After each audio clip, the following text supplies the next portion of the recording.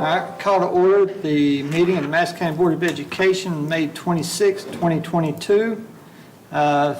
Second order up is our vision. Ms. Coyle, would you read our vision for us, please? I will.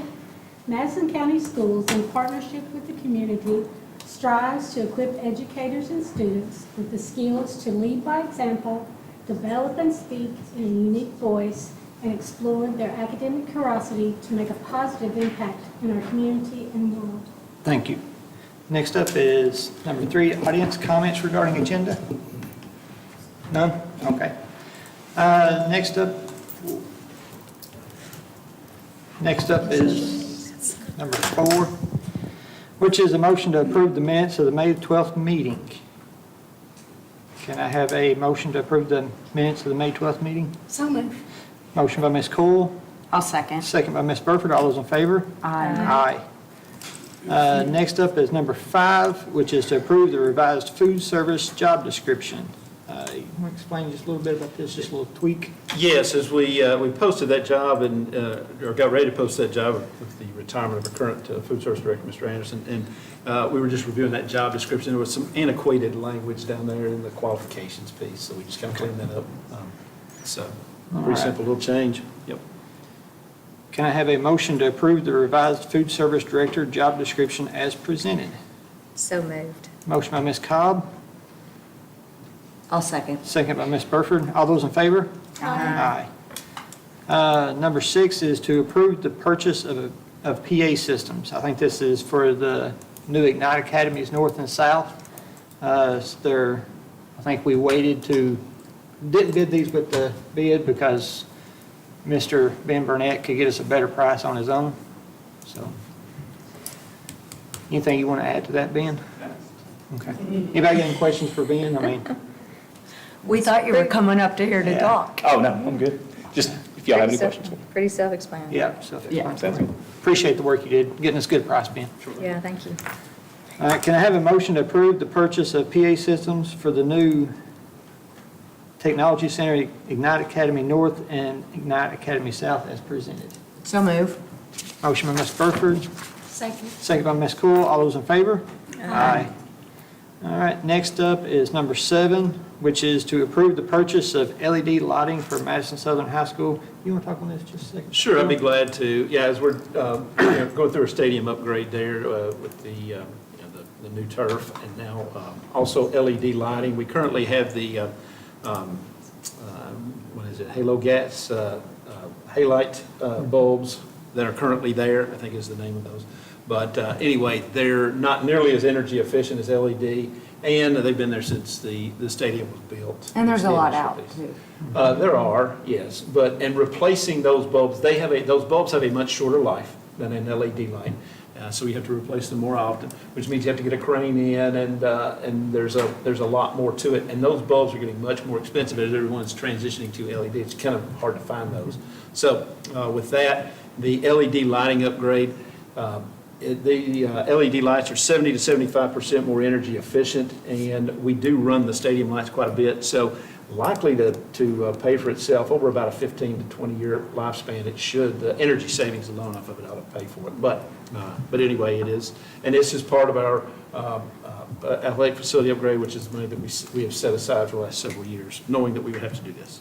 So I just want to point out, I was talking to Gillum yesterday, and those other lights that are up there have been up there 31 years. So we've definitely got our money's worth out of them. So with that being said, can I have a motion to approve the purchase of the LED lighting for the upgrade to Madison Southern High School Stadium as presented?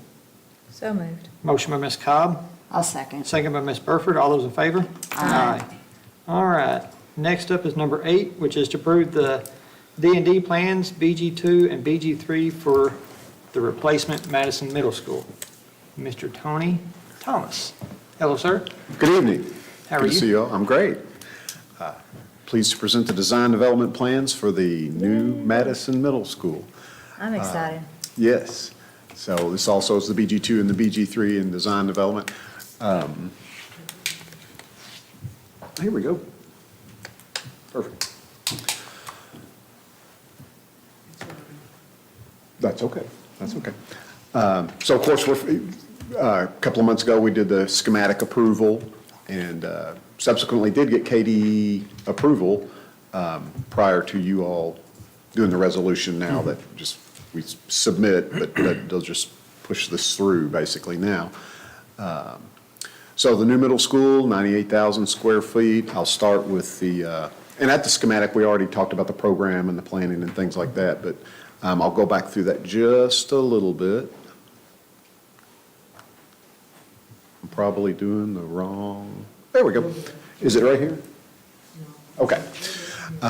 So the site, Goggins Lane is on the right. The development would be just to the south, basically up is north. The north arrow's down there in the lower right-hand corner. Of course, we'd put the middle school out towards Goggin Lane, the most visible thing, that's facing close to where Myers is, a little bit beyond it on Goggins Lane, with bus or parent pickup to the north along the gym there, and bus or parent pickup along the front of the school on Goggins Lane side. A road behind it, and then, of course, soccer and football field. Think Cottle and Ferristown, the combination of soccer and football there, and then, of course, baseball and softball, 450 total spaces. The curved road along the south side of the slide there is by the developer, and we've met with him via Zoom meetings to determine that location where we're entering on the south end, where it says site entry, is, a good entry. It works for both of us, so we're having to do a lot of coordination along that road there. If we do a little zoom in, we'll see the 98,000 square foot middle school and kitchen dock up towards the upper left corner there, and where it says entry is where we would plan probably on the buses being, but again, you go from school to school and principal to principal. Sometimes they'll move the parent pickup from one side to the other, but right now the plan is that the parent pickup would come in from the lower site where the development was, and the cars could stack around and go up to the top part of the gym there where it says dock and line up there, and the buses would go along the front of the school. We'll go a little further back. We've got the soccer and the football. There you see the field house and the concessions. We have talked with Mrs. Gallion and her staff a little bit about what they'd like to see in there. Basically think Cottle Field House, Cottle concessions, and Ferristown as well. There may be a few tweaks, but for the design development phase, that basically the same size, same type of facilities. Double stands with a press box right in the middle so you can sit on either side facing each way, whether football or soccer, and the press box, of course, faces both ways. If we go further back to the site, there's the softball and baseball. Again, think Cottle and Ferristown. There'll be dugouts on each side and a press box with a toilets and concession stand at each one of those individually. Just take us back a little bit to the program. So just to remind us, got 22 classrooms, 10 resource rooms, special ed, 6 science rooms. Distance learning, it was called distance learning at Ferristown and Cottle. It's really just a big conference room now, which could be used for could be used for a lot of different technical things. It says 3 computer classrooms. One of these computer classrooms is actually a computer lab. If you think of tech ed, and so we'll look at that when we zoom in on some of the plans later. SBDM, 1 art, 1 home ec, family consumer resource, whatever you want to call it. Band, music, media center, a gym, locker and stage, cafeteria, kitchen, custodial receiving, of course, a whole administration suite, teacher's lounge, youth service center, and staff workroom. Now, this is a big plan. Don't strain your eyes. We're going to zoom in on this even closer, but just remind you of the concept. You can see the purple entry down at the lower right corner. Basically, again, if we start with the basis of Cottle and Ferristown, we're mirrored from right to left. So if you walked in Cottle, the classroom wings would be on your right. So it's kind of a mirror image. Basically the same diagram. You walk in, you get a large lobby hallway that has accessible gym, the media center, and admin and cafeteria with all your instructional spaces routed towards one side of the building. So if we start zooming in, you can see the entry there. Basically, the office area is to the right. You have a conference and a youth service center to the left.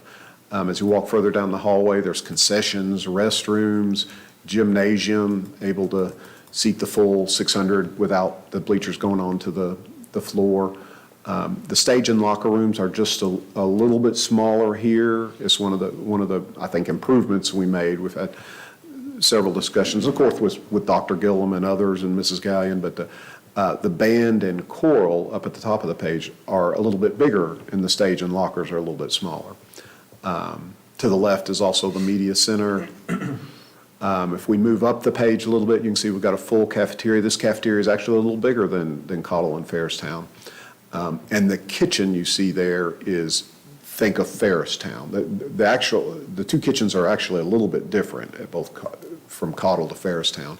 They wanted to make, when we went from the design at Cottle to Ferristown, they liked the Ferristown one better, so we're sticking with that. And of course, I've gone over that with Scott Anderson and his crew, and he's fine with all that. The dock is to the right. Right in the middle, it's a bit busy, but it's the core. You know, that's where you have your art, your home ec, your media center, and I mentioned the computer labs. You can see right there in the middle, there's actually 4 computer classrooms, but one of them is connected. Let's see, this has a point on it. Nope. But right there in the middle of the screen is a large computer lab that has an associated computer classroom connected with it. And of course, there's more faculty bathrooms back here in the back. See a lot of smaller classrooms. Those are the resource rooms. The classroom wing to the top is also serves as a storm shelter area. All the new schools now will have to have storm shelters. But that's your typical wing with 2 science and 6 classrooms. So we're going to use that as a storm shelter versus a gymnasium? Yes. Okay. Yeah. Worked better because the gym was so big, the roof spans were so large, our structural engineers would have to, it would just be a tremendous amount of cost for that area. At the tech centers, they were much smaller, and so it worked a little better. Here's the remaining 2 classroom wings. You can see the one on the left actually has a couple of more resource rooms. Those are the small rooms towards the core of the building. And then, of course, another typical classroom wing to the south. If we go into, one of the things about design development is looking, kind of enlarging the media center, the kitchen, things of that nature.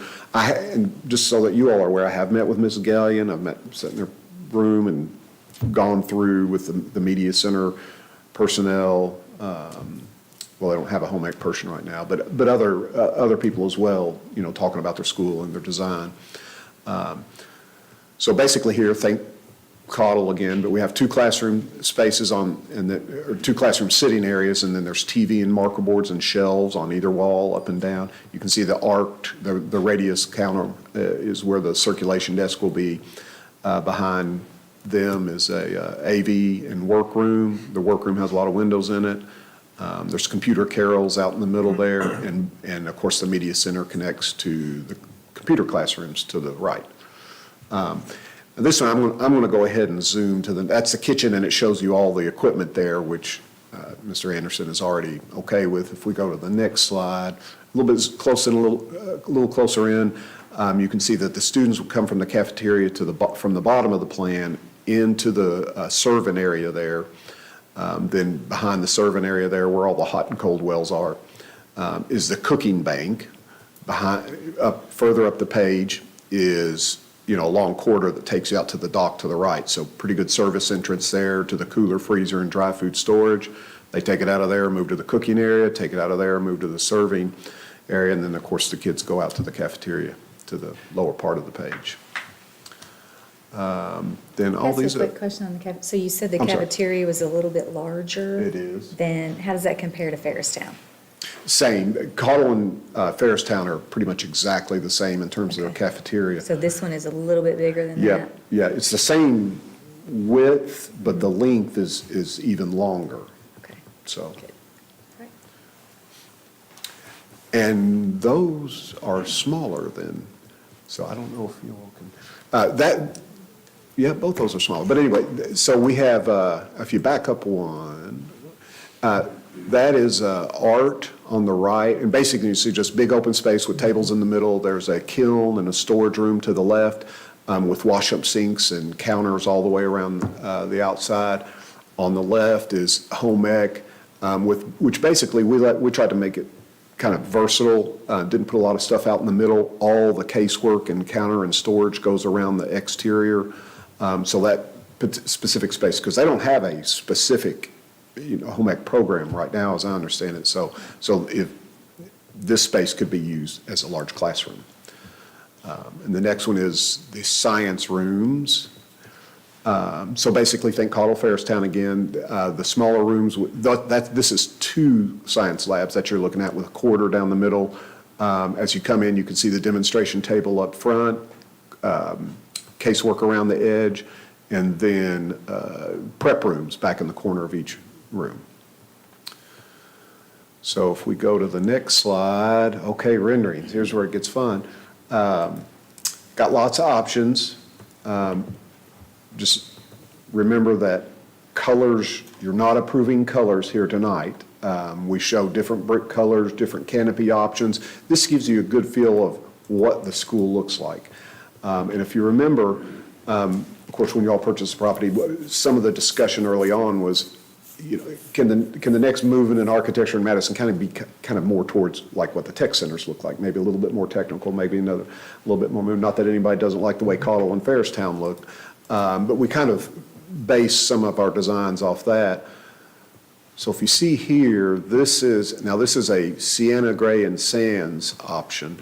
You're basically looking at the front entry, and you see a little bit of red canopy there in the front. We've got different color options there. But that's basically a high roof that is a spine that goes all the way through the building to the other side to the cafeteria.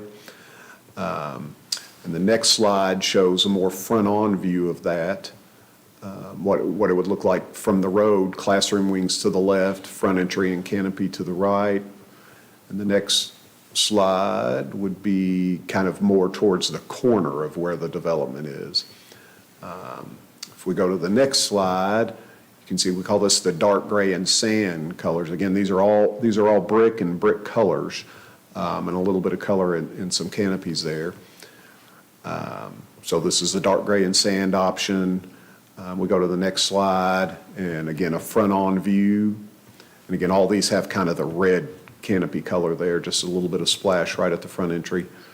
And then if you move towards the next slide, you can see just a different view. Then if we move to the next slide, this is the red-gray with, of course, some red brick and gray brick in there. And we can just keep moving through these slides. And again, this is another camera angle right from Goggins Lane, and then kind of from the corner of the development.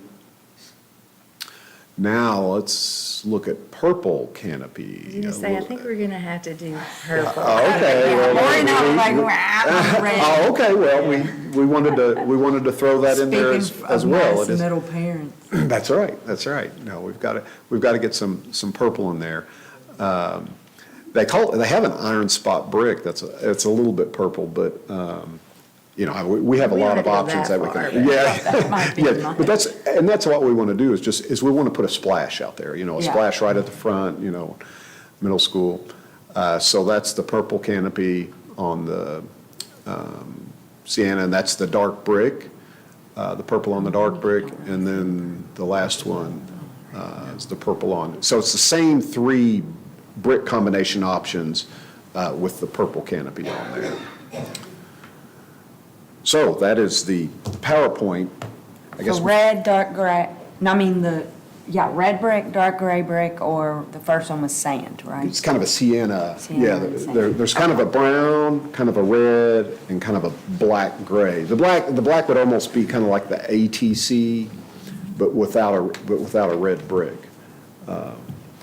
So now those are that, but again, this is only design development, Right. and you all can have this and look at it. And, We don't have to choose that tonight. oh, no, that's what I'm saying. This just helps you to see some possibilities of what it looks like, and what you are approving kind of what that would look like in black and white. We're moving forward with that shape and form. But yeah, colors, we can really, the color of the roof that you saw, all that can change. So that front lobby with the tall structure will be like the Ignite Academies? Yes, With the similar. open glass Yes, where you can see through the Yes. lobby? Okay, yes, yes. okay. Now, the ATC, of course, the Ignite North has a very, almost three-sided open, you know, it's not quite like that, but yeah, there it is. Are you able to zoom in on that, that front canopy area? We need one of those Iron Panthers. Yeah, you can see up top there, this, and I don't know that we'll be able to get that much glass up top just because right now there's not a ceiling in that lobby. And Okay. I'm talking about just, but it's glass up there and you will be able to see, but I guess it's what I'm an trying to say is the opening. glass, oh yes, it's open. not like and there's- enclosed, it's just Oh, more no. like an opening walkway through there, right? Right. Are we able to get on this at home again with the updates and look and? It's if you need. If you know it's Right, in your okay. attached. Yes. Had to research that answer myself. That way we can zoom in. Yes, feel free to.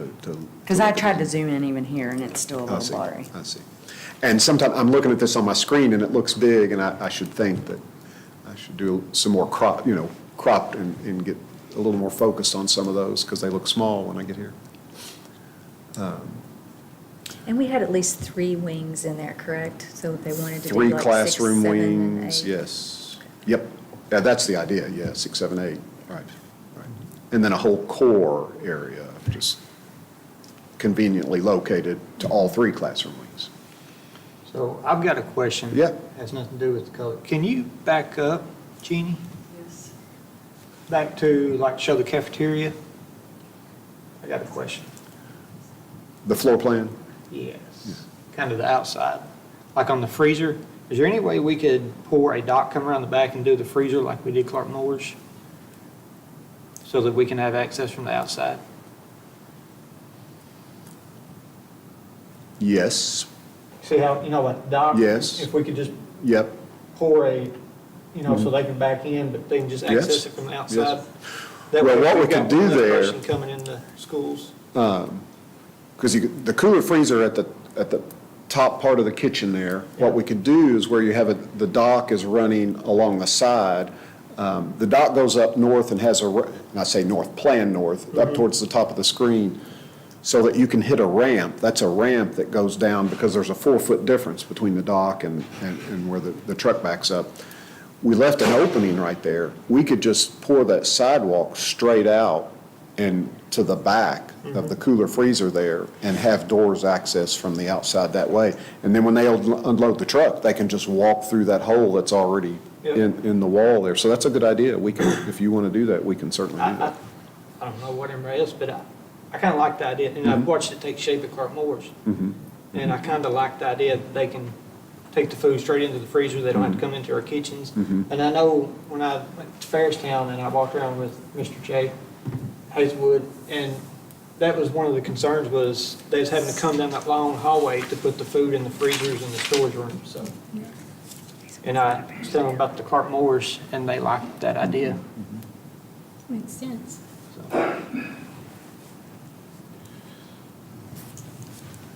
Any more questions on the plans? I'll discuss the BG2 and BG3 are also part of this. KDE kind of combines them all together as one This may be a little- process for design Maybe a little development. premature. What are we thinking timeline?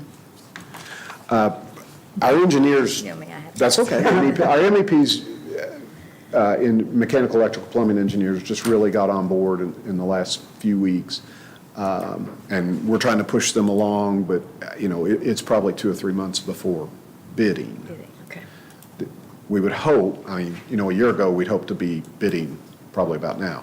But we hope to be able to bid so that the groundwork can start being done before bad weather. Because you want to get in there and get the earthwork started and get going, or you'll lose the winter, and we don't want to do that. So, So, and then, of course, we would, you know, if we can bid early enough, we'd try to have it so that they could get in the school by 2024. It's such a big site and such a big project, you know, it's 98,000 square foot building with, you know, all those athletic facilities. It might be tight to try to make August 2024. So But those are things that we can certainly try to tighten up a little bit more. that can be our goal. I'm going to ask a crazy question, because I've been asked this question. As we all know, Madison Middle doesn't really have an athletic facility per se. Is there any way we can do athletic stuff first? You know, if the timeline, so they can have some football fields or anything? I don't know what the plan would be. Well, those So- roads and stuff would have to be in that the developer's doing first, just before anybody can have access. Like I said, it's a crazy question, but I've been asked, and so, Well, I guess what you would, I would say that it would be hard for you to do football, soccer in fall of '23, just because there's so much work still going on around there. That's what And if I you don't thought. make football and soccer of '23, you could try to do baseball, softball, spring of Spring 24. I mean, those are the type of phasing things we can look at a little bit more. So it's not out of the realm of the. Have parking and everything done, so that would be a lot. Yeah. Just right now thinking, I think football would be hard by August, you know, if they want to start practicing or playing games in September. I think it would be hard. like I said, But, it's a crazy question. Well, no, it's a good one. But, well, say if if the project gets to the point where we don't feel like we're starting August of '24 in the school building, which is all still open to discussion right now, we could potentially go ahead and have those athletics in place so that they don't have to wait till whether it's Christmas or the next year. So we could keep that in the back of our mind to whenever the schools are going to be finished, can we get athletics done earlier? We'll think about that. Thank you. Okay. The BG2 is basically just, you know, I think all of you have been through the BG2s before. It's 98,500 square feet, typical masonry, load-bearing steel construction, energy-efficient design, low water use fixtures. We're doing HVAC. I mean, some of this is just pretty generic information. You got 483-phase electric out there.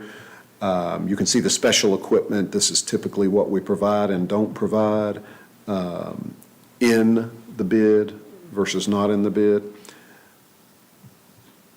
When we do the bid, Uh-huh. are we going to put appliances, the water and the HVAC equipment that our people can work on? Because I know that's been an issue in the past. Yeah, we've already met with them and already continue to kind of narrow the scope on exactly what type of equipment they want, things of that nature. It gets a little tricky weighing competitive bidding versus exactly what you want. Yep. And we try to weigh those things out and get it as close to what Madison County, you know, wants in the end. But we have mid-meeting with already the engineers in Madison County, administrators, maintenance guys. Yeah, I just want to make sure, you know, our HVAC guy can work on that HVAC unit. Yeah, and you we've know. been specifically Yes. speaking with him, and we've toured Caudle, went with, David Rohr and Rodney, and we've walked around through the schools. Because I know you know- you've heard the same speech I have from Mr. Cash about the HVAC units and the low water, so we want to make sure we can work on them. Yeah, I can recite that speech. No, I've heard it a couple of times, I'm good. And it's legitimate, Yeah, you know, it's a yeah, legitimate, especially, absolutely. you know, of course, Whitehall, Kit Carson, and Yep. Daniel Boone, especially since it was tough didn't have space for geothermal, so went with a little different system there, and there's been, you know, some issues there. My wife carries our fan back and forth from home to, And it's really an issue at Madison Middle. well, and of course, yes, we don't want that At the issue. current Madison We'll have all new equipment there at Madison Middle. So that was HVAC question. Of course, in finishes, typically, quarters with terrazzo, then resilient tile, paint, latex, things of that nature. So that's the BG2. Now, another fun part, the BG3. Basically, what I presented to you tonight is the BG3 as the BG1 stands. And it's just, well, it's easy to do that, and we can The submit. BG1 is the one that the state made us go back and redo, isn't it? Yes, yes, yes.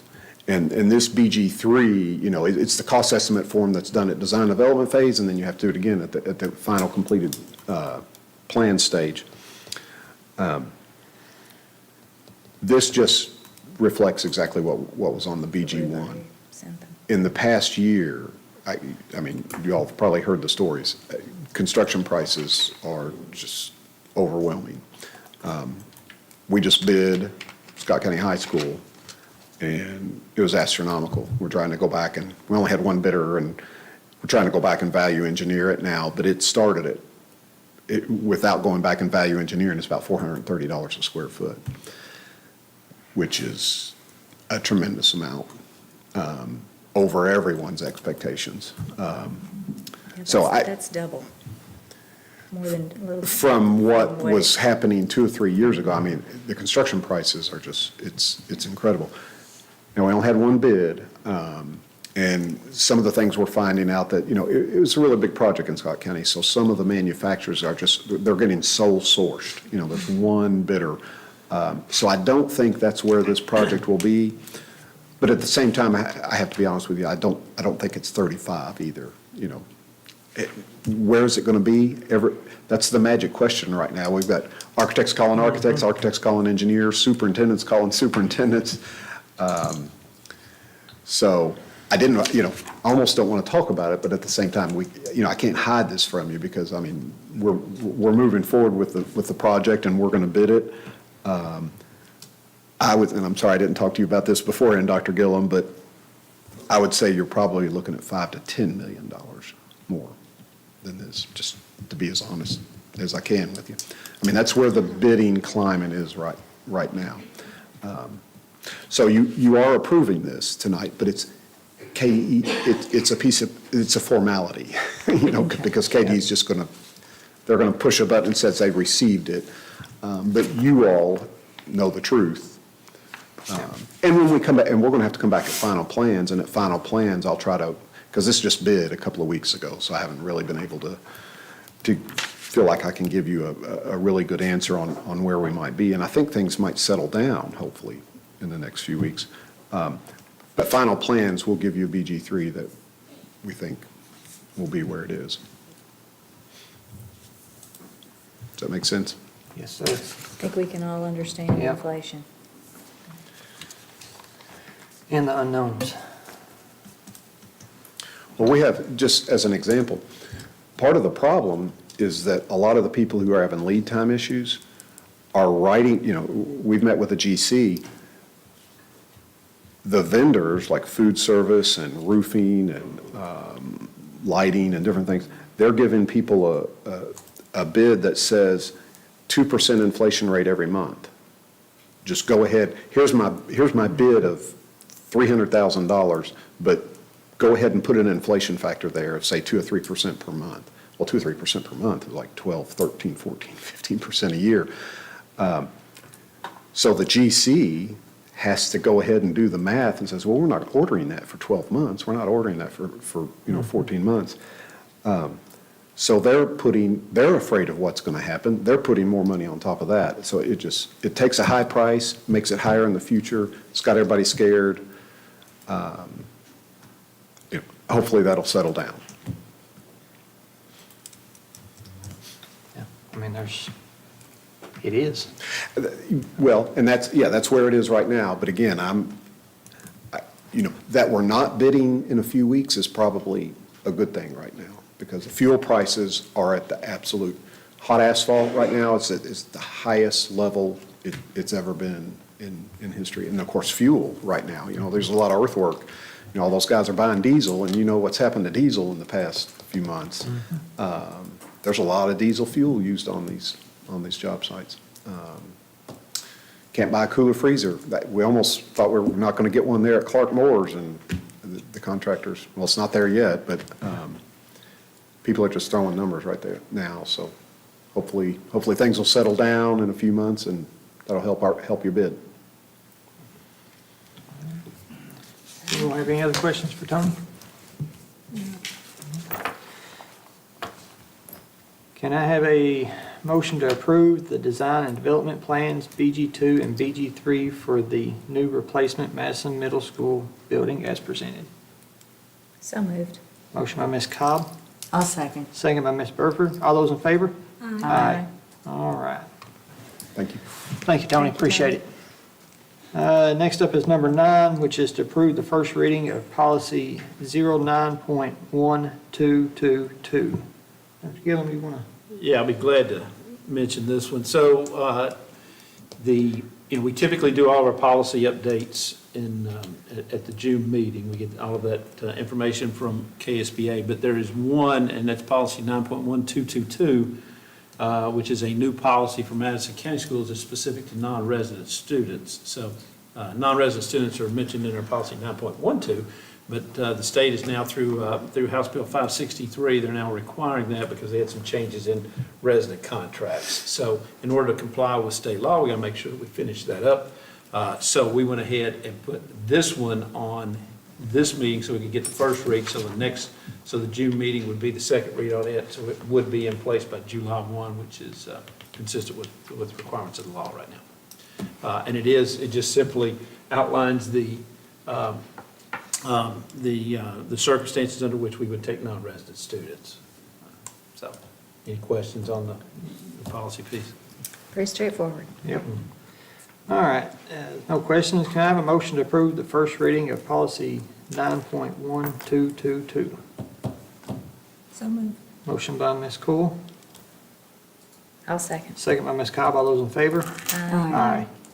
Next up, number 10 is our finance. Good evening. You may need another bottle of water. Hello, Mr. Woods. Possible. Looks like I'll be here a little while. All right.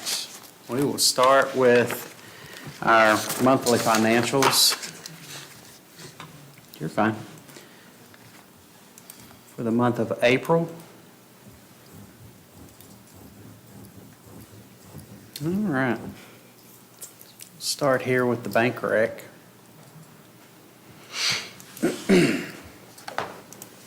All right, so as of April 30th, the district ended with a reconciled balance of $81,541,806.98. You can see that's down from this time last year. We have construction projects going on. We've talked about that the past few months, that we're spending up because we're trying to finish up these construction projects. So the biggest amount of that was bond money that we sold our bonds as we started the projects. We hold the bond money and we work our way down through as we spend out buildings. So that makes up the majority of that money. Also, food service, that balance in there, we have been updating kitchens, updating cafeteria seating, and doing other things. So you'll continue to see that drop some as we go through and we do our updates and things of that nature with those funds. We have a plan with the state. We have to provide them with a plan on any excess there. So we filed that with the state to show them what we're planning on doing with that and how we're going to revitalize some of our cafeterias. Of the reconciled balance, the district has $5,740,990.65 in investments. Those rates remain low. There is some hope with this that we might get some higher rates, but I would stick with the lower rates if we didn't have all the inflation personally. But hey, that's going to be the trade-off along with inflation. We'll see some of our CD rates go up, but I don't expect it to go up tremendously right now. You also had in your packet your revenue expense report and your balance sheet. I've looked through it. We're on track with our percentages. At the end of April, our tax collections, I pulled that for you because we usually go over that. and we were at 97.2% collected. We had a check come in the first part of May that'll take us on up. We'll be right where we normally hit, right around the 98, 99% mark of collections. So we're doing good there. I've looked through the rest of our expenditures, salaries, things of that nature, and we're hitting all of our marks as we expected through our budget. Any questions? Any questions? All right, if no questions, can I have a motion to approve the monthly finance report as presented? So move. Motion by Ms. Burford, Second. second by Ms. Cool. All those in favor? Aye. Next up is 10B, which is to approve the 2021-2022 revised working budget. All right. So the revised budget's pretty benign, the changes that were made. We get a couple of chances throughout the year to make these revisions and look at where we're at. The biggest change I made in this budget, I did have to increase the taxes. Of course, when we went into the beginning of this year, we didn't know what tax collections would look like, so we kind of pulled those back just a little bit because people were just starting to go back to work. We didn't know how that would work, so I did move that up a little higher up, so that was one of the pieces that affected our percentage being just a tad lower. Along with that, on your budget piece that you all have in your packet, the SEEK, we actually, right at the beginning of April, we got our final SEEK calculations from KDE. They make all their final adjustments and tell us what it is at that point. And I did increase that. That was an increase of about $375,000 over where we had projected it all year long. So I did have to bring that money into the budget. The increase on the property taxes was about $900,000 to bring that back in line. Small changes in there. What I've done in the budget, when you look through it, you probably noticed from some of my notes, the changes made in there. We raised contingency back up to what it started at, the beginning balance of the year, so that we have a budget going into the end of the year with a full contingency. And had some supply categories that needed to be adjusted. And then our fund transfers out, and those are to go to other funds in our accounting system, mainly construction projects. I increased that up for the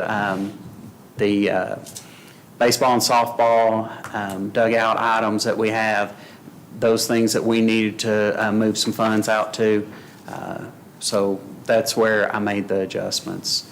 Any questions? Like I said, the changes to the working budget were very benign. They were very, very small. And those were outlined throughout the notes that I had for you in your copy. Mr., in the supplies, is that where you added a little bit for the increased cost of the diesel and the gas with the increased cost of? Yeah, we added just throughout the budget different little supply categories, and diesel and fuel, we kind of watched it, and, we had to bump it up just a little bit. A little bit. A little. Just a little. Anyone else, any questions? If not, can I have a motion to approve the 2021-2022 revised working budget as presented? So moved. All those in favor? Or I'll second motion it. by Ms. Scott, second by Ms. Byrd. All those in favor? Aye. All right, next is 10C, is to approve the 2022-2023 tentative budget. All right, I gave you a few notes, so I want to kind of start there with a few just highlight notes that I try to do outside of what you had in your budget packet that was actually on the actual budget numbers. So this is built on the new SEEK base of $4,100 per AADA that was passed by the legislature. Our AADA for next year that they will be calculating on is $210.06. That is student AADA. I'm so stuck on numbers, so please forgive me there. That is a frozen number from 2018-19, so be mindful of that KDE has frozen those, and they right now don't have a plan for growth until we start getting back on a more traditional collection of that data. Have you heard of anything when they're going to unfreeze us? This will be, at the end of this school year, will be the first year that we've done the SAR, which calculates that data. So, and how accurate is that actually going to be? Because we've had, Madison County was pretty strong. We continued going to school, but districts across the state had stoppages at different times where they were not in class because of how COVID hit their district. So I don't know how accurate that data is going to be. I would suspect that they're going to have to do this for probably at least 2 years until we can get accurate student data, if they're going to keep that same funding model. The only other option is for the legislature to take it up and change the funding model. So how does that frozen number compare to where we actually are? It's hard to calculate. And I'm just going to be honest with you, it's super hard to actually calculate. And, yeah, and I'll speak to that real quick. The reason it's hard to calculate, we know how many kids we have. But when you start to look at the attendance piece, when we have variable calendars that were permitted due to the COVID pandemic, and then the way some of those pieces are coded when a kid is out, whether they're out for COVID or whether they were out for just a typical absence. So looking at, those are the nuances that create issues. And when we look at our actual ADA, when we run our ADA, of course, we've not run the complete SAR report. There's some things there that increase a little bit. But I believe we are down on ADA by about 40 kids. We've increased slightly in membership, just a few kids in membership, but this is average daily attendance. So, so when we actually do the cleanup on and you can drop a couple of days based off of the SAR report, so it would likely get really, really close to this. So we don't have a big gap here is kind of what We don't I have a was- huge gap, Okay. no. But again, you're in some ways you're comparing different scenarios, and because you're calculating attendance, it's a challenge to compare. Yeah. Thank you. Sorry, I didn't mean to hijack your speech there, Mark. No, you're fine. At any time, stop me when you have a question. That's kind of how I work on this when we go through the budget. So this budget does not have any change in property tax revenue. Those are unknowns right now. Property assessments do tend to increase, but there's no projection of that in this budget, and we can't do that at this time. That would be a total guess. There's no increase in motor vehicle taxes. If you remember, the legislature did pass to kind of hold and freeze that. New vehicles would be it if we have new ones roll on. So the safest bet right now with this budget is to budget it flat, and then we'll see when our numbers come in kind of where we're at. And then utility taxes. I budgeted on flat based on we've had a pretty decent year, a pretty normal, typical year for us with some real cold spells, real warm spells, and then some really moderate. So I think that's a good number to hold to for now, and I use that for the budget. This budget does reflect $2.84 million in pay raises. I went ahead and built the budget that way. It also includes $484,000 in experience steps and potential rank changes that we have to account for each year. So that's quite a bit of money that had to be built into this budget. The CERS retirement rate for classified staff is decreasing, but that's marginal. 26.95 to 26.75, that's barely anything to a budget, so I really didn't take much into account there. This has no additional teaching staff for district growth. It does include buses, our 10 buses to stay on schedule. We have to do that. This budget does project using contingency funds to make it balance. In order to meet the expenditures, in order to meet the pay raises that are built into this, it does have us using contingency funds. You can see some of the potential or additional considerations that we need to look at each year. You can see the cost there of adding new staff. State budget cuts, you never know how that's going to come down as far in future years, so we always have to be mindful of that. Risk management costs. I would expect to see those start increasing as well. Everything else going up, those are going to go up as well. It's a given. We do really good at mitigating our risks in our district, but even with everything that we do, I think you're just going to naturally see the market take over there, and it's going to be it's going to be something everybody experiences. Impact of increases in parts and materials, we know it's already here. We're already seeing that. Have built some of that, and we'll talk about it in a minute in the budget. Impacts of rising fuel costs. How high is it going to go? We don't know yet. Future of Medicaid. Right now we receive quite a bit of money in Medicaid reimbursement. Is that going to stay around? That's something we always have to be mindful of. And are they going to allow schools to stay in that? Future impacts to cuts in federal programs. At some point that's probably coming down the road. Your voucher programs, your charter school applications, things of that nature, are they going to impact us? Other districts are going to see it, so we have to be mindful of that always. CSEP program. We received some money from the CSEP program. That's not too many years that'll be winding down, and that will take a toll on the budget. But it's not just the money we receive, it's students. How many students will that impact? I can say on that one that they're planning on starting the last phase in July, and they want to be done in 14 months. So the funding that we get from them is the bus leases where they pre-position buses outside of all of our schools in case we have a leak. That'll be gone. That'll be gone. That's $285,000 in the budget. So, we'll have to start planning for that. And then again, how does that impact our student numbers? We don't know yet. How will that impact property values in the future if people are moving out? That's my biggest worry is property values in the future once they're done. Yeah. Those are things that we try to mitigate and look at for future years. We take those into consideration, and we're constantly looking at those. How do we fund the safety requirements of the School Safety and Resiliency Act in the future?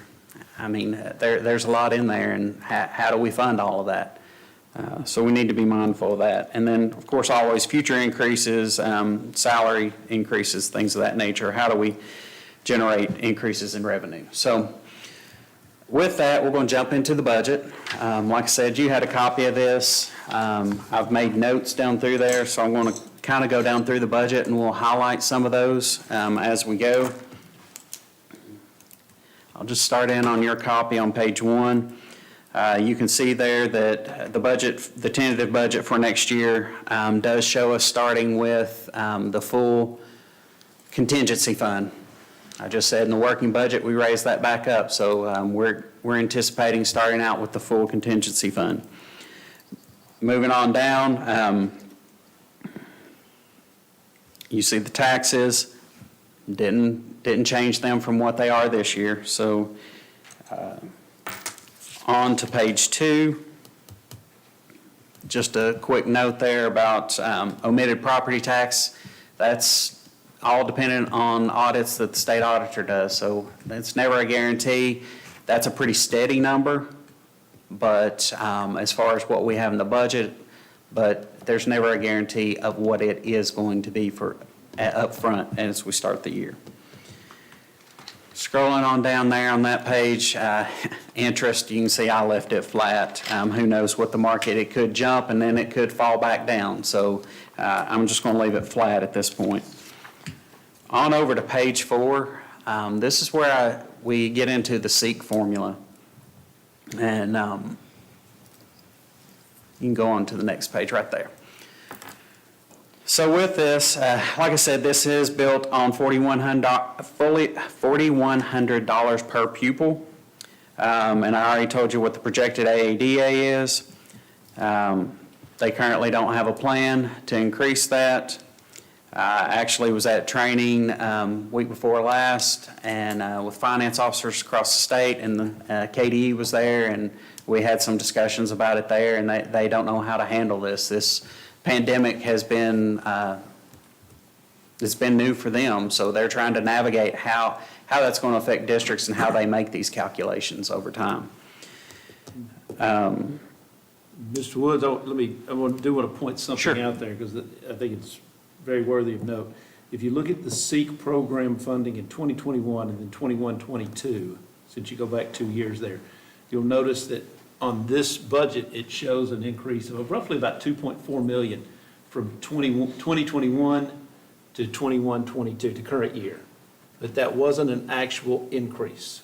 What happened there is 2020, 2021, they reduced SEEK by about $2.5 million and replaced it with CARES funding. Yes. So they budgeted us about the same. Actually, our SEEK, I think, went down a little bit from 2020, 21 to 21, 22. It went down in actual dollars received, but it shows that was increased because they went back at the end, the last payment, they took out $2.5 million and replaced it with CARES funding in a different pot. Right. And we were required that year to take expenditures that would have been charged in our general fund and apply them to that $2.5 million in a federal funded project number outside of general fund. So yes, that is a very good point, and it does kind of skew these numbers when you're looking at it across the 3 years. Yeah. So we did not get a $2.5 million increase in SEEK last year at all. No, we did not. And Actually, I think we took about a $400,000 hit. I think Yes, it was we did. roughly right at $3 million that we got in CARES funding. Yes. Yeah. And the middle one there, which is our working budget, that does include the full day funding of kindergarten students. Instead of them being counted as half in our ADA, that number does include that. The next year budget does include that. And the budget we're talking about on this tentative budget as well also includes additional funding for transportation. So you can see there the difference. We roughly went up $1.263 million, but that's after equalization factors built in. Here's where we really are. Our gross number that came in from the state was an additional $1.93 million. After we took our local effort hits and our other equalization cuts, we're at a $1.263 million increase. So everything that was put out there, the media, that was surrounded this, and the legislature was talking about how much more money they gave all the districts. There were some really big numbers touted out there for Madison County. These are really what you're looking at. At the end of the day, we started out with, they added 1.93 in gross funding. By the time we took our haircuts, as I like to call them, we got 1.23 million. That's a pretty sizable so they difference. give it to you here and they take it away over here. Yes. Yeah. So. And that's what a lot of people don't realize. Yes. Yeah, it's that deduction for local effort that we keep talking about, that it's there, and it's a straight deduction from SEEK that we don't.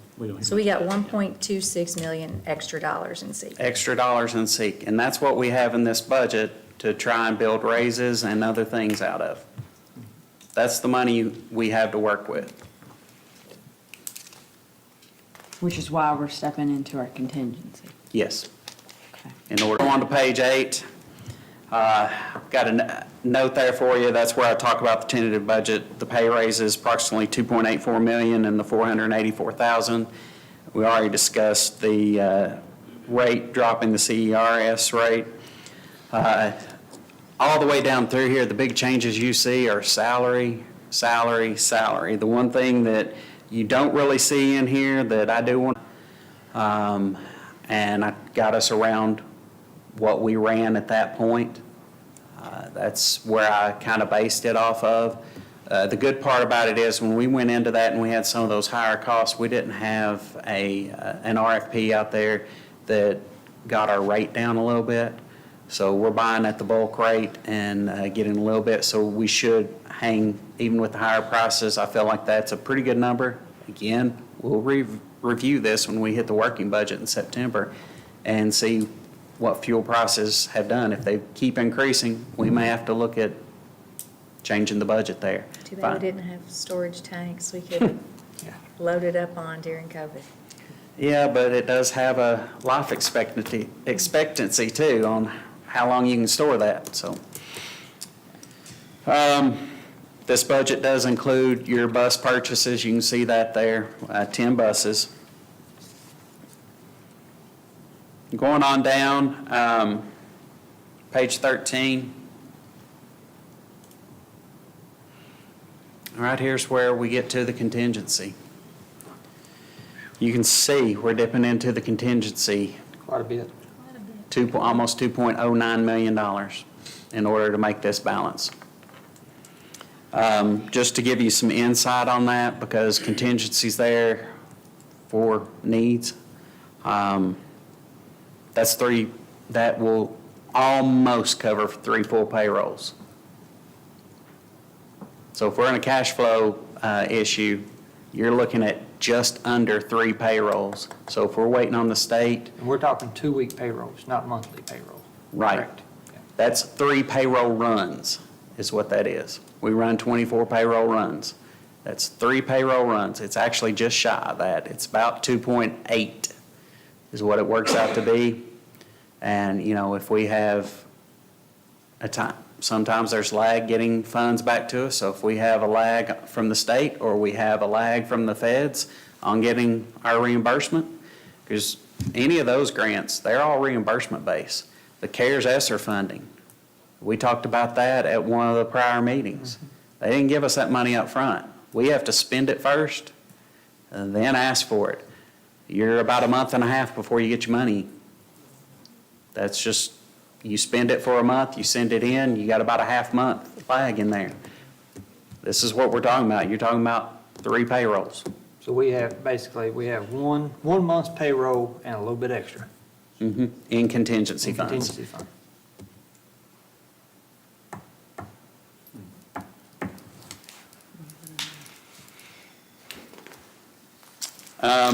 That takes us through the general fund budget.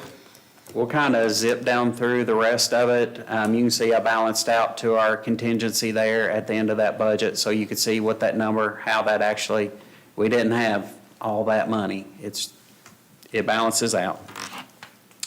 The next is your next few pages are your special revenue. That's the grants we just talked about, reimbursement grants. So I'm not going to spend much time through there unless you have questions. Kind of go on down through. I made notes. Page 22 starts district activity funds. Those are funds that the school raises and can sweep over here. Those are funds that kids do not actively fundraise for. They are things like commissions or donations that are given to the schools. That's the school money that we have a fiduciary responsibility to hold for them, and so. We're basically the bank for the schools. For this portion, For this yes. part- for this part. And, you know, the budget's the same as it is. It stays flat because we don't know how much money each year they're going to sweep over. Yeah. So it stays kind of flat. On to So I just page, saw all that. on to page 25. This starts what's known as the student activity funds. We don't have to budget for this.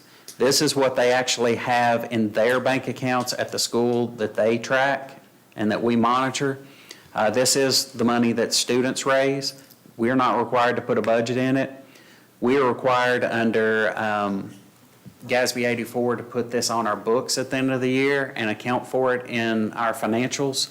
I do a journal entry at the end of the year. I have to review all the school stuff and make sure it's all accurately coded, prepare a journal entry for each school and put it in. So that's why there's a blank budget on that.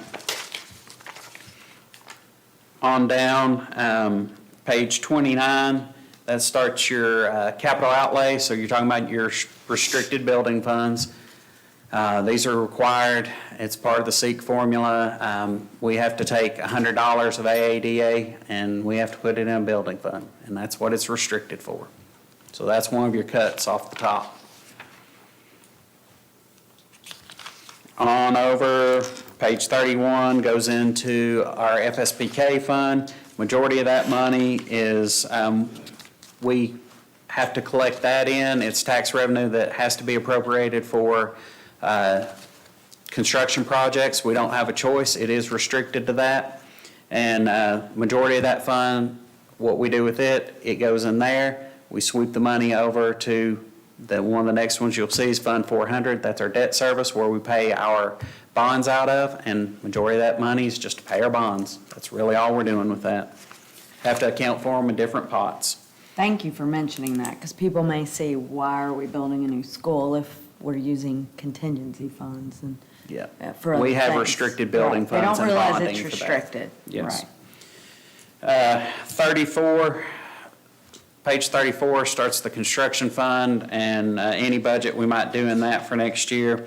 There's always a little bit, after we pay our bonds for the year, there's a little bit of FSPK money and our funds from our building fund that are out there. So I have to put a budget in because we would transfer them in for construction projects when needed, but I have to build that into this budget.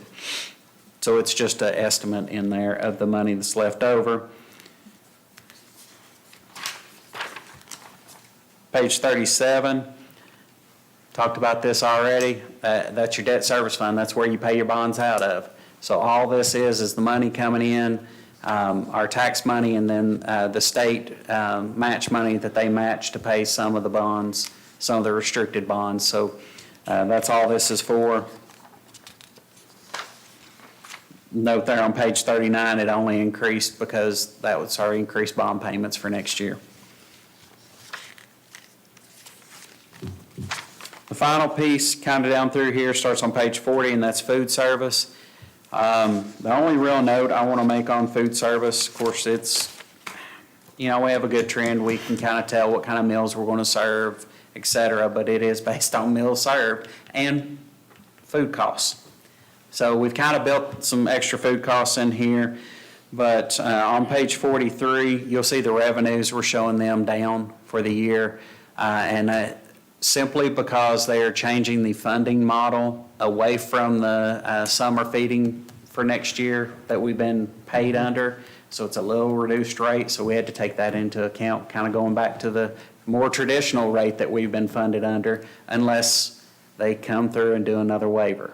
But as of right now, all signs show that we will be switching back to the National School Lunch Program, which does pay us less on reimbursement, therefore the reduced revenues. That kind of takes us through that part of the budget. I'll take any questions you have other than what we've already discussed. And we can go back to anything in that. Do you have any questions for Mr. Woods? Can you remind me again, what was the, I may have written it down wrong. Did you say 2.9 is what we're dipping into contingency? 2.09. Oh, 9, okay. That's what I thought that said right there. Anything else? You good? Can I have a motion to approve the 2022-2023 tentative budget as presented? So moved. Motion by Ms. Coyle, I'll second. second by Ms. Cobb. All those in favor? Aye. All right, next up is 10D, which is to approve our indirect cost rate, which I think we've been doing the last couple of years. It's just a formality. Technically, it's just a review that you have to do on this. I've went through and made some small adjustments for items that get caught in by the way KDE pulls these numbers in that actually are direct costs. So I made some adjustments to this, which fall out on the very last page. You can see the rates there. Our net rates for our non-restricted rate will be 11.99 for next year, and our restricted rate will be 1.48. Basically, what this is on some federal programs, we can ask them for costs in which it costs us to do the Overhead. paperwork, overhead. Typically, that's why I explain it easiest that people understand it, as I say overhead. And when you say overhead, most people are like, oh, okay. Yeah. We have overhead costs that that they don't allow us to charge directly to a grant, and this allows us to recoup part of those for working with the grants. Anyone have any questions, Mr. Woods?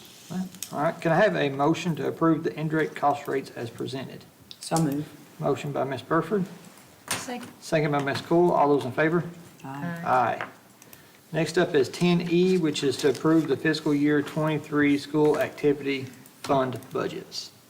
So this by law, and Red Book is law, in order to comply with law for school activity funds, the principal has to provide us with a combining budget of all the activity funds in their school each year, and it has to be brought to the board for approval.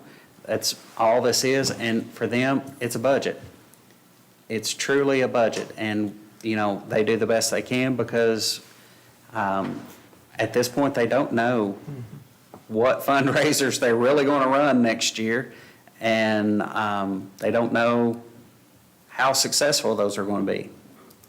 So it's purely a budget, but it is required by law, so it has been done on all of them. You don't have any questions on this? All right, can I have a motion to approve the fiscal year 2023 school activity fund budgets as presented? So moved. Motion by Ms. Cobb, I'll second. second by Ms. Burford. All those in favor? Aye. Aye. Next up is to approve the school-wide fundraisers. All right, so also in Red Book and law, there, because it's in Red Book, all school-wide fundraisers, so that's the ones that you go out and every kid in the school participates. Typically, your PTOs, PTAs do most of these. Those have to have approval by board. And in order to prevent them from having to time those and bring them to you, we've done this for, ever since I've been here. We've done an annual motion asking you to grant those and to give permission to the principal to review those and approve them as to whether they will be done in their school. I will say the principals and these groups that run them are very good about if there's something questionable, they email me or they call me, and I get a chance to review it a lot. I also do a lot of looking and monitoring for new programs that have jumped up and make sure that I try to protect our district looking through these. Any questions? Can I have a motion to approve the school-wide fundraiser for the 2022-2023 school year? So move. Motion by Ms. Burford, Second. second by Ms. Cool. All those in favor? Aye. Aye. Next up is 10G, which is to approve the 2022-2023 booster events fundraisers. Same thing, but this is, we're talking about our outside booster groups, so this would definitely catch your PTOs, PTAs, because they are outside booster groups. This also catches any athletic booster groups we have. They have the same requirement. They would have, we'd really be filling up the monthly schedule with them trying to plan out all their fundraisers. So we do it in one motion. We do it the same way. They have to have prior approval from the principal before they can do a fundraiser. And again, they're very good about reaching out to me and asking before they do. Any questions? Can I have a motion to approve the 2022-2023 booster events fundraisers? So moved. Motion by Ms. Cool, I'll second. second by Ms. Cobb. All those in favor? Aye. Next is 10H, which is to set the penal sum.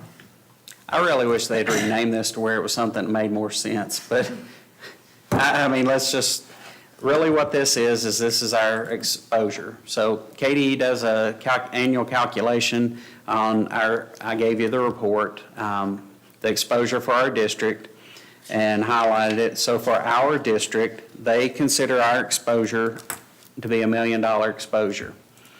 What that simply means is that's the level at which your treasurer/CFO has to be bonded. Madison County's exposure level is set at $1 million by the state. The board has, for numerous years now, decided that that was not a good level. And you all have actually done $2 million, and you don't just do it on me, you also do it on our Director of Financial Services. We have a lot of transactions that go through our hands. We are both bonded. This is to set that penal sum and to approve me to renew our bonds on behalf of the board at $2 million, which is $1 million higher than what KDE says our requirement is.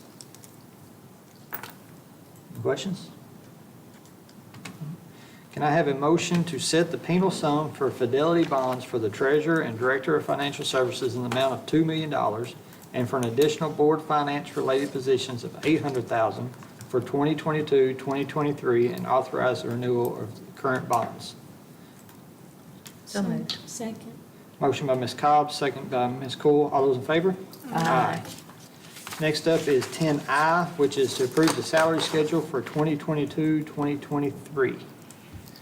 All right, so you received a copy of these, and I'm going to start the page that I'm going to, you can keep that for just a minute. Yeah, if you don't mind. Sorry. I've got two things that we're going to kind of go over, if that's okay. Get logged in here. The first, as that comes back up, we already talked about that the budget was built with pay increase in it. These are the salary schedules associated with what that is reflecting. What we've done in this is we've built for certified staff a 3% raise in there, and like last year, we've built $1 an hour in for classified staff. So that's the basis for this. I want to go to the percent change document that I sent you all and just kind of go over this. These are some of the key areas that over the years the board has really, you've questioned, you've asked, how are we doing about taking care of these positions, because they have been some of the lower paid positions in our district, and they are for all districts. So I wanted to highlight these. You can see there, what this does is this takes the year we're in and what we're proposing for next year and compares it to where everybody was on 6/30/21, so before this year started. So you can see pairs and aides there. You can see the percent increase that we've been able to do by doing the $1 an hour. It's really been impactful on that group to be able to get those salaries up where they need to be and competitive in our markets. Bus drivers, we always focus on bus drivers. You can see over 2 years, we've done anywhere from 9 to 11% in the range, trying to get those rates up. Custodians was another one that we were kind of down in. Mr. Woods, I'm going to interrupt you Yes, real sir. quick. On your drivers, you're proposing that we, I think the proposed salary schedule there bumps year 0 into that 0 to 3 range. Yes, it does. So 0-year drivers would be significantly more than that, because that Yes. range is where we had an issue with entry-level drivers. We had a 0-year rate, no experience rate that was a couple of dollars less than, I think it's a couple of dollars less than. Yes, it was. Less than the 1 to 3 range, and we were also calculating a year of being a full, complete year of driving. So in some cases, drivers were in their almost their third year. school year with us before they got that bump into that. So we just included all of those in there. So that range, that 0-year range would Would actually be much higher. 25, 28%, I Yes. would guess. But go ahead. Yes. You can see your custodial range there. We were kind of low there, so just as the board has asked over the years, we focused on some of these. If you can scroll down the page there for me just a little bit. The next section after head custodian and custodian starts our cooks. And we really looked last year and kind of revamped. You can see several of those say new range. We added new ranges in there because you had like 1 to 20 and then 20 to 24 and then 25. So we kind of broke those ranges apart to give them a few more steps. But you also have levels in there. Now, one of the nice things about the way we built this, they have certifications they can obtain. So depending on how studious somebody is and how much they want to learn,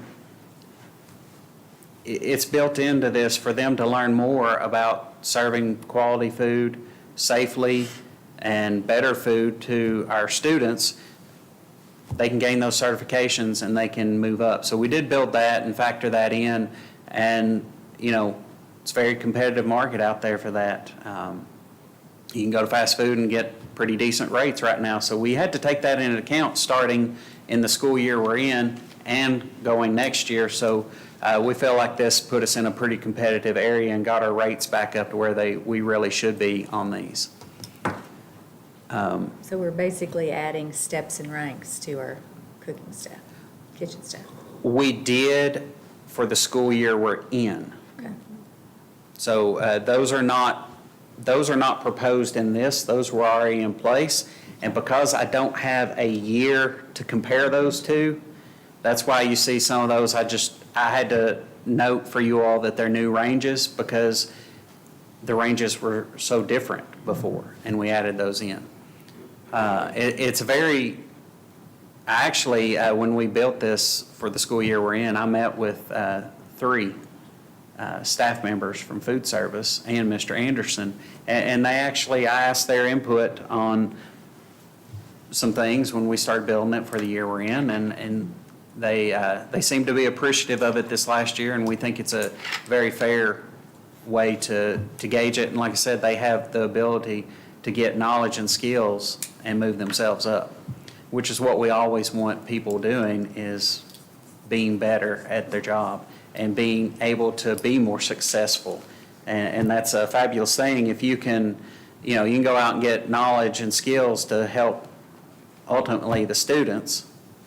That's what we are rewarding in this. Yeah. So I'm going to move to a little different piece. Give me just a minute here. I want to talk about the certified schedule just a little bit. Hopefully I can.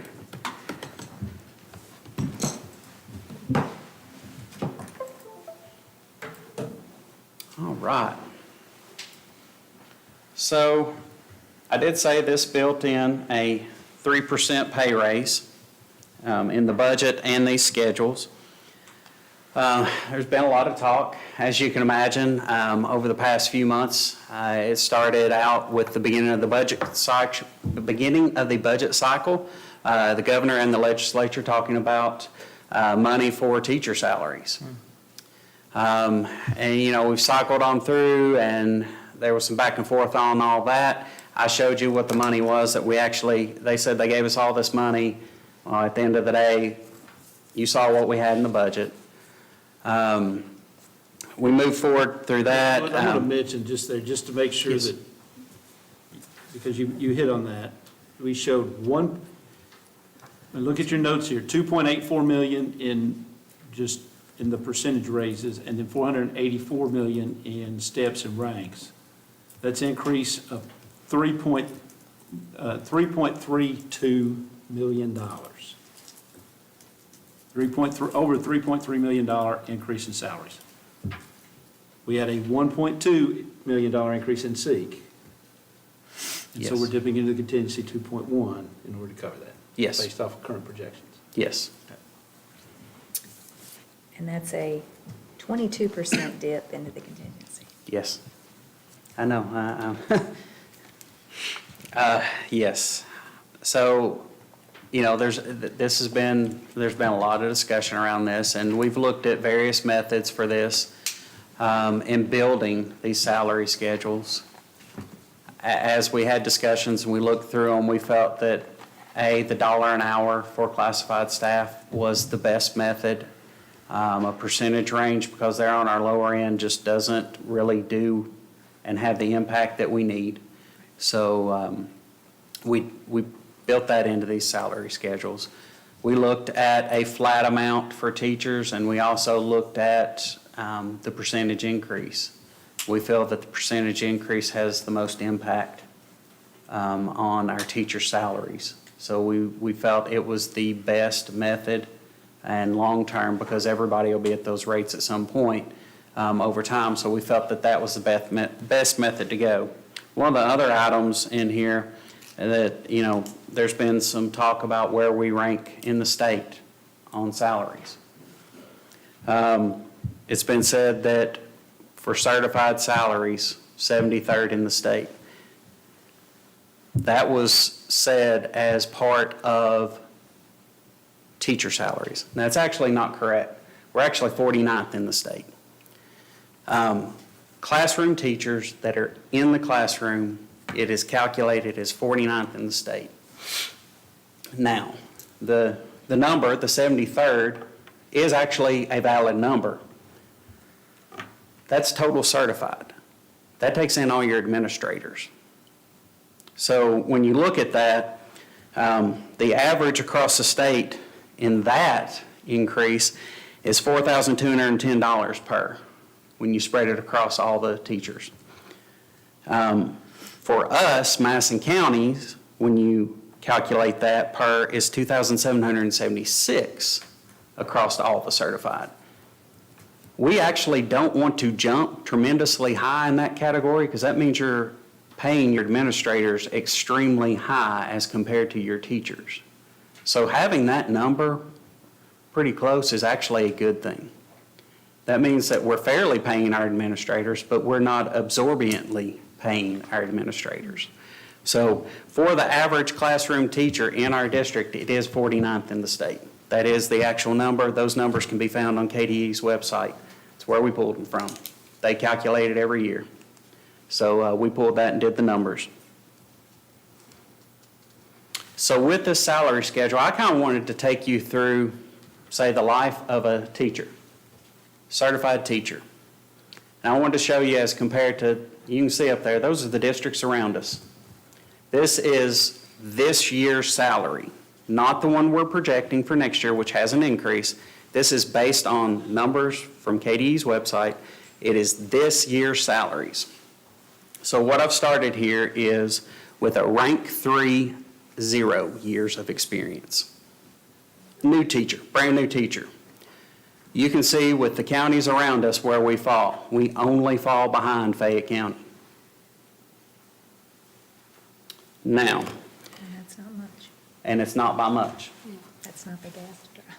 So that's pretty good. Where does that rank in the state? 41st overall in the state out of 171 districts. That's an important number, 171 districts. It's not the 120, it's 171. Now, I want to go to a rank 2 teacher. Bear with me for just a minute. And I want to take them right at that 4-year mark. Oops, I forgot to drop out my other year. Give me just a second here. Now, when I sort that, here's a rank 2 with 4 years experience. Still doing pretty good. We're still only behind Fayette County. Where does that rank in the state? 37th. Going to take you to a rank 1 teacher next. So they've gotten more certification. They've got more years behind them.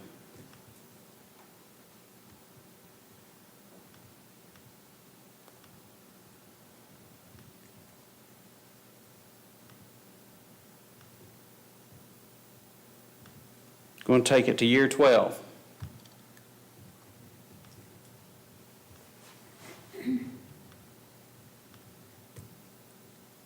You can see here we do dip just a little bit. But the distance between us and the number 2 is under $400. Again, these are salary numbers before we add in our increase this year. You'll start making up ground. That 3% is a bigger number on a higher salary number than it is on a first year. So we should make up that ground, and I would expect to fall right back up there on the second level. Where does that rank? 46th in the state at its current standing.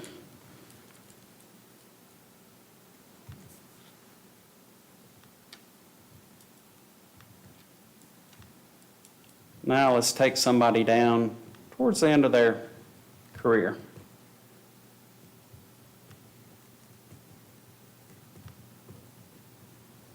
This is still the rank 1 teacher. So we made it comparative to where our schedule, so at 25 years, getting ready for their last few years, where do we fall compared to the counties around us? We're third, but that's, if I do my math right, it's $110. Again, we're proposing a 3% raise, which will catch a lot of that up. And that's why we felt the 3% on the salary schedule for certified staff was the most impactful to our staff. Mr. Woods, I'm going to interrupt you with a Yes, sir. question real quick, because you're showing these numbers, you're showing counties around us, and you're showing that we're second, third there, and I think when we dip down to fourth or whatever, or third. But you said we're 49th, though, in the state in classroom teacher salaries. Mm-hmm. So is there a difference between those classroom teacher salaries that we average and the salary scale that we're showing? So that is an average across their district when they do that calculation. So one of the unknowns in that is, what's the longevity of each of those? Are they a small district where most of their staff's on the upper end? If so, that skews that number tremendously. Do they only have, if they're super small and they only have 100 teachers across their district, where do they fall on that scale? Those are unknowns that you can't determine off of that number. So you have to take those into account, and that accounts for when we have approximately 860 certified staff in our district. It's a pretty big number. Versus, who are we comparing them to? How many total staff do they have? How many staff do they have on the top end? It's kind of hard to compare these apples to apples, if you don't take that into account.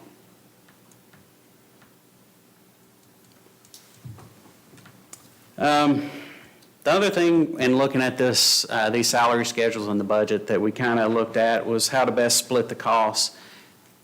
3% and the $1 per hour pretty much splits the money right down the middle of what we're spending. It's almost dead equal amounts that we're spending on certified and classified in order to make this budget happen, or these salary schedules happen.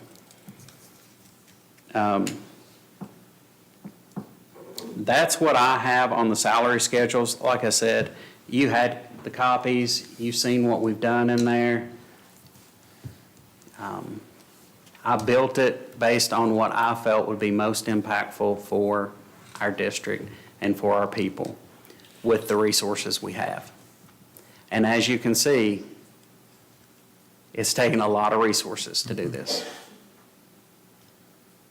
And I'm going to be very mindful of every dollar we spend over the next year to make this happen. And that's what it's going to take. That's what I was going to say. Can we do it again the next year? I mean, this increase that we give this year compounds every year. Yes. We can't afford to dip into contingency every year. Contingency is a one-time pot. It's like when you have a savings account at your house and you decide that, hey, this is nice, that is nice. I pointed out like my kids. I mean, I have teenagers, and they look at their bank account and they go, man, I got this money, and they go out and spend it, and they don't have jobs right now. It doesn't replenish itself unless dad is there bailing it out, but we don't have that luxury. We are dipping into funds that are one-time funds. Now, would I put this before the board if I didn't think we could make it happen? No, but I'm not going to lie. To do this, it is taking our resources, and my staff is going to be super mindful of every single dollar spent in our district to make sure that we take care of our people financially and we provide them with increases they need, but that we also protect the district and don't hurt the district and get us in a scenario that we cannot afford. So yes, it is going to be a challenge, but this is dipping into resources that are one-time resources. And we don't feel like we're dipping into any of the academics that we'd be providing for our students? We are still projecting expenditure levels the same, actually with a 5% increase over because of inflationary, but to be able to provide them with the same level of academics that we have for all of these years. That is the one thing Madison County has not sacrificed. They have never sacrificed the academics of their students. I have a quick question, Mr. Woods. Do you know if these other counties that are close to us, that you're comparing us to, are they giving their raises to their certified and classified this year as well? And and if they've already done it, are we still comparable to them? Because this is this year. This is this year. So what are they projected for next year? Where are we still close? They are doing raises, yes. Everybody's looking, it's a hot topic right now. Right. As you can see, what the legislature and the governor said there's no way. 5+% districts cannot absorb that, I'm sorry. You can't absorb that without hurting yourself future. I have to be looking. 3% is a struggle. Yes. We're dipping. 3% is, this is 3%. In a large county like what we have. Yes, but we've done it over the past 2 years. We have given raises, the year we're in Right. and this proposed. So some of these counties haven't given raises in several correct. years. Yes, and I think those are two things that I would point out. One Yes. is we gave a pretty substantial, $1 an hour last year and Flat a $1,500. $1,500, which averaged somewhere between 4%, I think it's like 4.5% for the entry-level person, like 2.5% on the high end. So it Yes. averaged out to, in terms of dollar amount, that's about what we've got here. It's about a 3% raise. But as far as other districts, some didn't give that last year or didn't Right. give much of a raise or any raise at all. Many districts didn't give any raise at all last year. So, you combine the two, we're over a 5% for everyone between the 2 years. But then also funding structures are different, There are some districts that that were way behind, haven't given, had salary schedules that were not very competitive at all, and have given a 5% raise. You've probably heard of a few districts that have given 5% raises, but also most of those districts that have done that are more heavily dependent on the SEEK funding and are not deducted due to property values, and their 30-cent local levy doesn't take away as much of that $100 increase. As well, their transportation funding, that increased transportation funding because of the way it came to them, benefited their district proportionately more than it benefited ours. So when you bundle all of that together, they got more of a percentage increase in their budget than what we got in Madison County. So, and it's more than anything, it's that local effort and equalization piece. Yes. So, Well, I feel so like- that's where we are. I feel like Yeah. you've been working on this, getting everybody to a level that feels comparable and fair to everyone, not just this year, last year, and it's been really something that y'all worked on really hard. Just like when we wanted all-day kindergarten, we wanted it for years, but the money wasn't there. When we finally got the money, we did it without being supported by SEEK money that we could get. And so I appreciate where you're at now, finally taking that step, but yet, because we can somehow make it, we're hoping we can Right. make it, Yeah. but you Right. feel more confident in it than before. Right. Yes. So I do appreciate And that. you mentioned it's a hot topic. Yeah. I feel like it's a hot topic with us all Yeah. the time because we want to pay our teachers.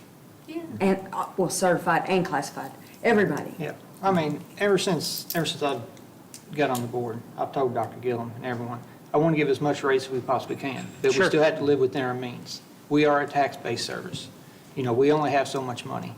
Right. And, we've received several comments, and everyone wants to compare us to Fayette County. We're not comparable to Fayette County. Fayette County has a $660 million budget. Their general fund taxes are 1.5 times ours. They even have a payroll tax. Their population is more, their land property values is more, so their assessment's more, so they have a lot more tax base than we have. And even us this year, we had to drop our tax rate because our assessments had went up. So we look at that, so you're not even comparing apples to oranges, you're comparing an apple to a pineapple when you compare us to Fayette County. And if you look at what I like to compare us to is Clark County, Berea, Estill, Garrett, Rockcastle, Jackson. Those are the counties that we're more comparable to, not Fayette County. Fayette County is comparable, they need to compare themselves with Louisville. Yes. Anchorage, all these independents that have these multi-million-dollar homes with this one little school that's got 40 teachers. They've got plenty of money. So it's not fair to compare us to Fayette County because it just doesn't work that way. It's two separate entities, and we have to live within our means, and each one of us have to do the best job we can for the districts that we represent, as well as the teachers that we're here to support. And it's a fine line of trying to balance it all. And I think you and Dr. Yellum have done a wonderful job in finding that fine line where we can give our teachers something and at the same time live within our means. This is something that, I'm a firefighter. My salary comes from tax base. I've worked for the City of Richmond. I know what it's like. But you can only do what you can do, and they have to live within their means, and that's what we're doing here. We're trying to live within our means, but still give appreciation to our teachers and our staff. And I think you all have done a wonderful job with what you've done. Well, and I appreciate the different scenarios. Like, we've been working with different numbers. So you're not just giving us, today you're giving us what you recommend, but for months, we've been discussing different projections and different, so I appreciate all of your all's hard work. I see you back there. I know that you have a large team, so thank you. This has not been easy, and we've seen this numerous times, this budget, and it changes, so. This visual is really good, Yeah. changing these years, and, because, we hear, I was confronted this week at my business, and, there was no talking any sense to anything, because they've got the perception that we're just not paying them and we have the money. It's just not that way. This is really good information. Yeah. Yes. We are faring much better than people think we are. The perception that's been out there. And it's evident the work that we have to do on the salary schedule is on that higher end. Yes, it is. Because that is, when you get to those upper ends, that's where we Tend to fall just a we little. start to fall, yes. And there's a wider gap between some of those, so. And that was one of the reasons for picking the percentage, because the percentage would target some of those a little easier. And, that's where we do realize there's a few more steps that may need to be made at some point, but for now, this is what we have, the resources we have, and this is what we think that we can do to try and take care of our people. I want to say, sorry, Ms. Cole, I want to say that with this, we had to be cautionary because of something you said earlier, which was CSEP going away. We're looking at within 2 years, that should be gone. And that's going to change the dramatic landscape of Madison County. And how is it going to affect us? Right, will we lose students? Will we lose students? But my biggest worry is what is their property values going to do? Right. And so, if we start overspending and then we start losing property value, then we're upside down. And so then that's a negative. So we have to walk a fine line of where we're at today. What can we sustain 2 years from now? Yes, because Yep. And with. Exactly. one of you all pointed out, this is perpetual. Yep. Right. When you make a change in salaries, it's not It just never this year. goes away. This This is is not a perpetual. Right. one-time charge. As well as the classified, I hope that they appreciate, I'm sure they will, what they're getting, because we don't want to leave them out either. We want them to be able to make a living off of what they're making, because they're providing a service that we have to have, and somebody's got to do it, so we appreciate them doing that. Several, I will say several of them that I've talked to for the year we're in, they were very appreciative and, you know, I'm not going to lie, they thanked me and I looked at them and said, no, you need to thank your board members. This was done by your board members. So they were very appreciative of what you've done for them. So, It's a and I group hope effort. this, A group. Yes, it's a group They effort. provide us Good. the information Yeah. that we need to make those decisions. Right. but And I really they were appreciate very that. appreciative and I think this does a good job to keep us very competitive with those positions. So they don't feel like that Yeah, they're working only for their insurance or yeah. they have to go somewhere. They really want to stay educating kids or doing the services they're doing, feeding kids, driving a bus, but they feel like they have to leave us. That this is a step in the right direction to make sure that they don't feel that way. And they can continue to do what their heart is meant to do, and that's take care of kids. Yeah, this has definitely been a group effort between all of us. I mean, I've spent, I don't know how many hours on the phone. Even Ms. Brock is she's out of town, and I've been trying to keep her abreast of what's going on and what her views are and what she wants done. And, you know, she was even happy with this and, you know, satisfied with it. So I think this coming together is pretty much the best scenario we can do at this point. Would I love to do more? Absolutely, if it's within our means, but we're just like we all are at home. We have to live within our budget. Yes. And with this, we are tentatively dipping into our savings account to cover this. So, And I think it goes without saying that this board is very appreciative of all of our staff, and we want to do the absolute best and the most that we can do for them. I mean, I'm like Brandon, I'd love to give them 3 times this amount. Sure. I would too. But, you know, we do support them, and we appreciate all the work that they do, and we'll do as much as we can. anything else? Anyone else comments? All right, with that being said, can I have a motion to approve the salary schedule for 2022 and 2023 as presented? So move. Motion by Ms. Burford, I'll second. second by Ms. Cobb. All those in favor? Aye. Thank you all very much. Next up is comments from the board. Anyone? I just want to congratulate our seniors that are going to be graduating this weekend. And also our kindergartners, our 5th graders, our 8th graders, who have all got to experience a normal graduation ceremony this year. So- Without mask, Without masks. And, unless they wanted to wear them. yeah, so I'm Right. excited for our students and, you know, thank you to our teachers and all of our staff. I think this is, I don't know, I'm not in those classrooms every day, but I'm not sure that some of them wouldn't say this was an even more difficult year this year than last year.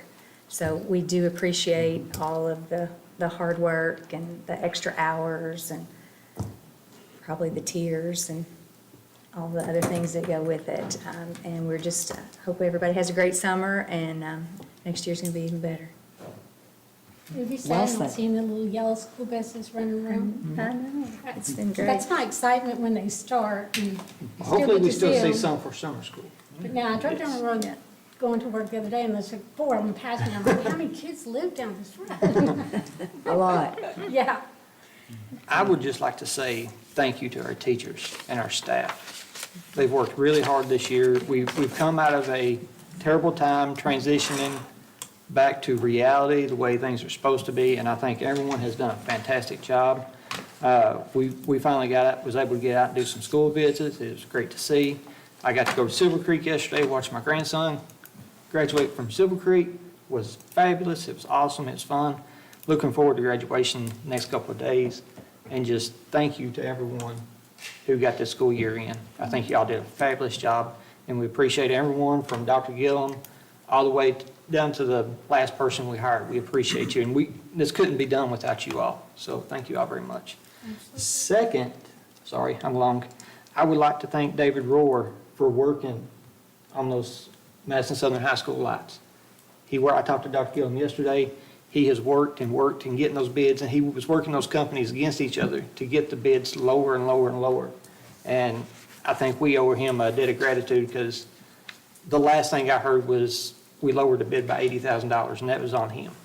You know, working, sharpening his pencil, working his company. So I think he deserves a shout out for his hard work that he does for us. I'll just add, as Lori, I just am excited about our graduations this weekend. So hopefully we have a wonderful turnout. It will be like we've always done it before. So I'm super excited about it. And again, thank you. Thanks everybody for watching us on our Facebook feed and our YouTube feed. I know that, like we mentioned, this was a hot topic meeting, and so we appreciate everyone's patience. I know this was the big topic was at the end, so thank you all, everyone, for patience. And we just are grateful and blessed to be here. So, and after the week that we've had in Texas and watching all the news, I am grateful for all of our staff. Let me put it that way so that I don't go into tears. So we can't say enough of the jobs they do and how appreciative we all are. I think everyone heard it, so we're very appreciative. So. Dr. Gill, would you like to say anything?